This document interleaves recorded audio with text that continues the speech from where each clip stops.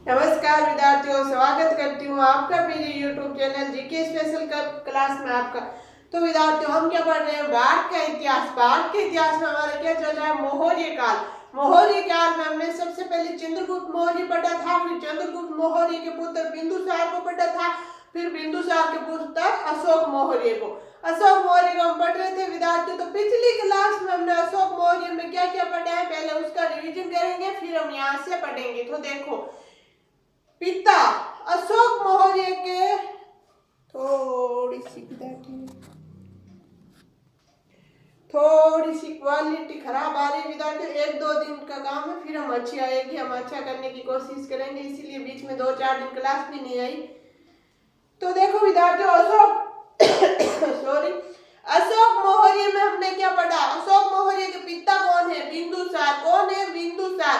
फिर हमने पढ़ा था माता। अशोक मौर्य की माता कौन है? अशोक मौर्य की माता का नाम है सुभद्रांगी। सुभद्रांगी, सुभद्रांगी। फिर हमने पढ़ा था वध किया।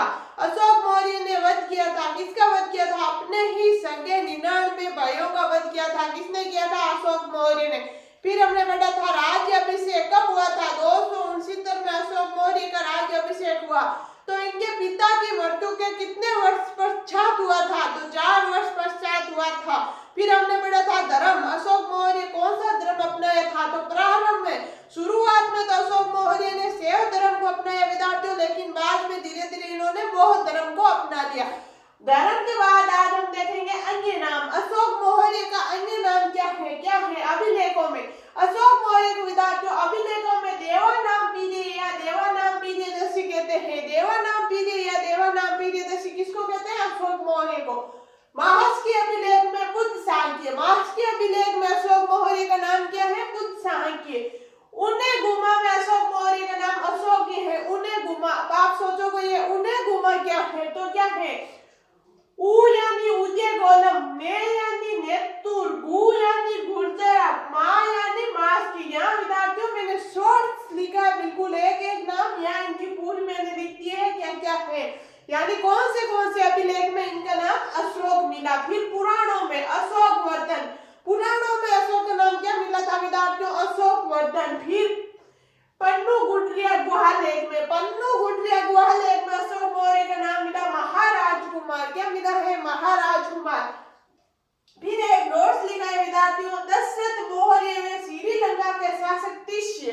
कहाँ का शासक? श्रीलंका का शासक कौन? तिष्य। दशरथ मौर्य में श्रीलंका के शासक तिष्य ने भी देवानामपीडिय की उपाधि धारण की। विद्यार्थियों, उपाधि धारण करना क्या होता है? किसी की मतलब उपाधि धारण कर लेना, तो उन्होंने भी उपाधि धारण की है। फिर अशोक मौर्य की पत्नियां। अशोक मौर्य की पत्नियां कौन कौन है?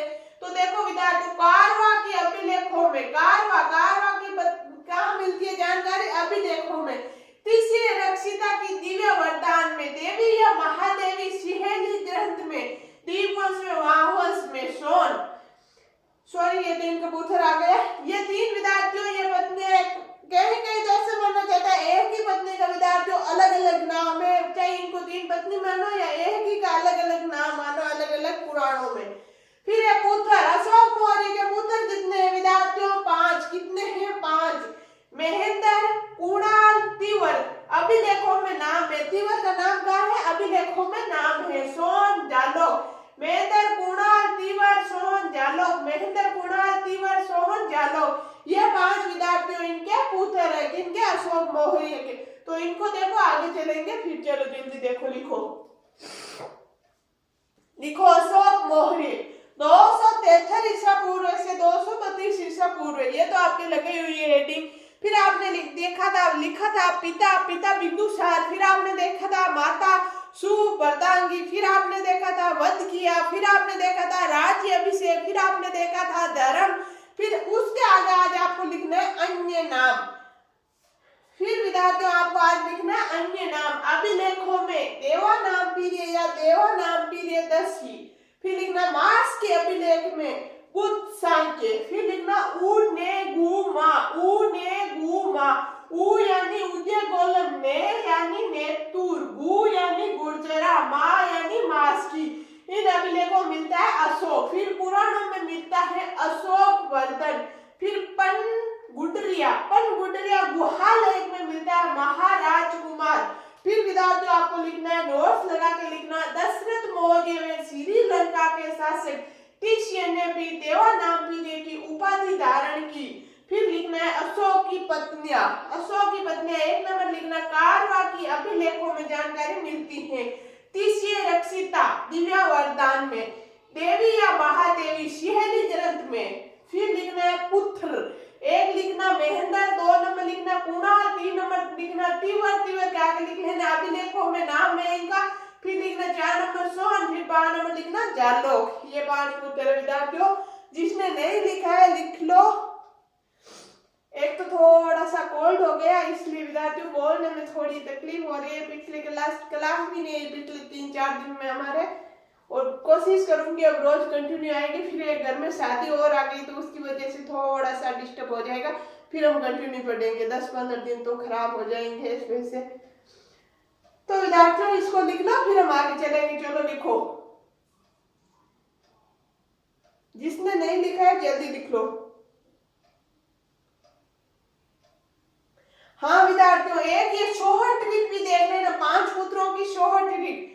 मंगती सोजा, हमारे मारवाड़ी में ऐसे बोलते हैं भाई बहनों के बीच में, ऐसे मजाक में कभी थोड़ी बहुत उर्दू में हो जाती है तो ऐसे बोलते मंगती, मंगती ये कर, मंगती ऐसे बोला जाता है ना, मंगती। वही मंगती सोजा, शाम की सोते वक्त लड़े हो गए और बोल दे मंगती सोजा।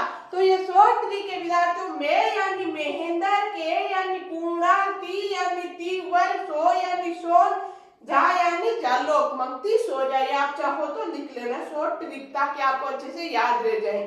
चलो इनको लिखो, लिख लिया होगा। चलो आगे चलेंगे। अन्य नाम, अन्य नाम आपने लिख लिया होगा। अभिलेखों में देवानांपिनी या देवानांपिनीदर्शी, फिर मास के अभिलेख में बुद्ध सांख्य, फिर उन्हें गुमा में अशोक, फिर पुराणों में अशोक वर्धन, फिर पूर्ण गुडरिया गुहालेख में महाराजकुमार। फिर आपको लिखना है नोट्स, दशरथ मौर्य श्रीलंका के शासक तिष्य ने भी देवानांपिनी की उपाधि धारण की। फिर लिखना है अशोक की पत्नियां, अशोक की पत्नियां कारवा, तिष्य रिक्शा, देवी या महादेवी। फिर लिखना है 5 पुत्र।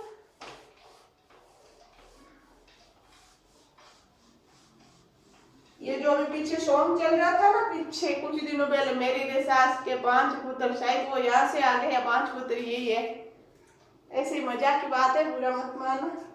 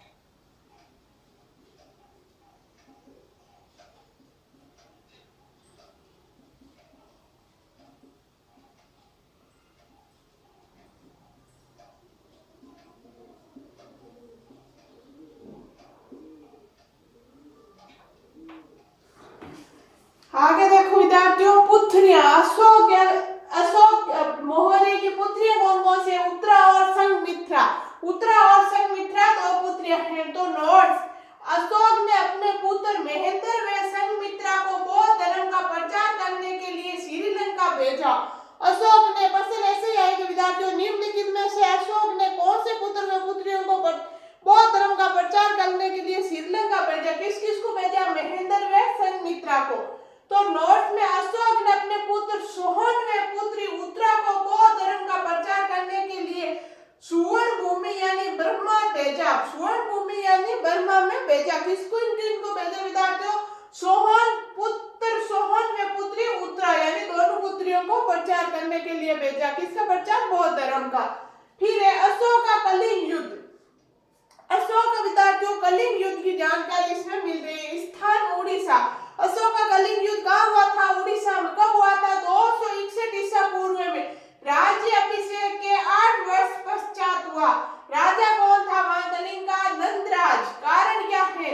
कलिंग हाथियों के लिए प्रसिद्ध था। कलिंग हाथियों के लिए प्रसिद्ध था, तो यानी हाथी लेने के लिए ऐसे कारण होया होगा विद्यार्थियों। या फिर आर्थिक कारण, रोमिला थापर ने बताया विद्यार्थियों आर्थिक कारण के कारण ये युद्ध हुआ था। अब बता नहीं, ये दो कारण हैं। फिर जानकारी, अशोक के 13वां शिलालेख में खारवेल के हाथी गुफा अभिलेख में उड़ीसा खारवेल के हाथी गुफा अभिलेख से और अशोक के 13वां शिलालेख से इनकी जानकारी मिलती है। तो विद्यार्थियों इनको लिखो, फिर देखेंगे आगे परिणाम। इस युद्ध का क्या परिणाम रहा? तो पहले इसको लिखो, चलो लिखो। लिखो पुत्रियां उत्तरा व संघमित्रा। फिर लिखो नोट लगा के अशोक ने अपने पुत्र महेंद्र व संघमित्रा को बौद्ध धर्म का प्रचार करने के लिए श्रीलंका भेजा।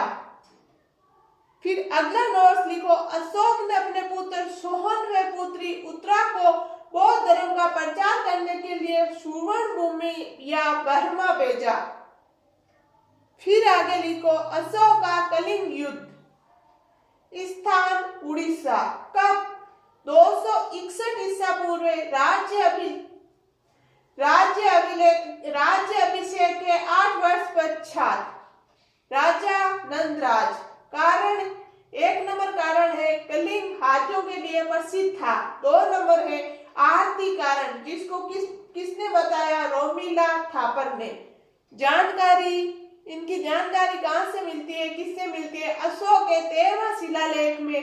और 2 नंबर है खारवेल के हाथी गुफा अभिलेख, जो कहाँ है? उड़ीसा में। फिर क्या है विद्यार्थियों? परिणाम। इसको लिख लो जिसने नहीं लिखा है। आगे है विद्यार्थियों परिणाम, जो देखेंगे हम युद्ध का परिणाम अगली क्लास में, आगे नेक्स्ट क्लास में देखेंगे विद्यार्थियों। तो आज के लिए इतना ही, बाकी पढ़ेंगे हम नेक्स्ट क्लास में। जब तक के लिए आप स्वस्थ रहो, मस्त रहो, पढ़ते रहो। आपको मेरी क्लास अच्छी लगती है तो लाइक करना, शेयर करना और सब्सक्राइब करना बिल्कुल नहीं भूलना विद्यार्थियों। धन्यवाद विद्यार्थियों। हमारे पढ़ाने में कोई कमी नहीं है, मैं आपको एक एक वर्ड अच्छे से पढ़ा रही हूँ विद्यार्थियों, क्रमबद्ध। एक भी ऐसा नहीं है जो आपको समझ में नहीं आएगा। जो फर्स्ट बार तैयारी कर रहा है उसको अच्छे से समझ आ रहा है।